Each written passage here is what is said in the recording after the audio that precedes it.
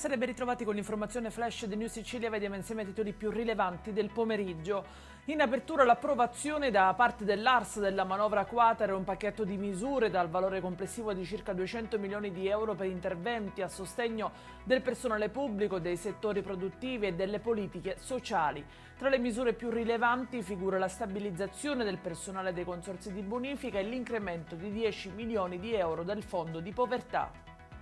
La Regione siciliana mette in campo ampie 40 milioni di euro per sostenere la crescita economica e lo sviluppo sostenibile delle aree rurali, contrastando al tempo stesso lo spopolamento delle campagne siciliane.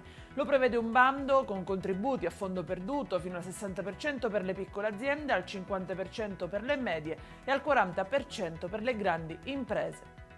Il ministro per la protezione civile e per le politiche del mare, Nello Musumeci, interviene invece sulla necessità di indipendenza per le isole minori marine, un bisogno di infrastrutture proprie, quello proposto dal ministro, poi approvato e incoraggiato anche dal governo Meloni.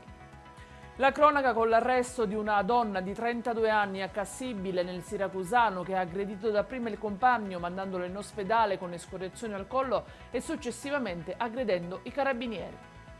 In chiusura il meteo, quello di domani sarà un sabato all'insegna della nuvolosità e a tratti sarà possibile anche qualche pioggia, soprattutto nelle aree interne. Ed è tutto per questa edizione. Io vi ricordo come sempre che i dettagli su queste notizie e molte altre li trovate sul nostro sito e sui nostri canali social. Grazie per averci seguito e a domani.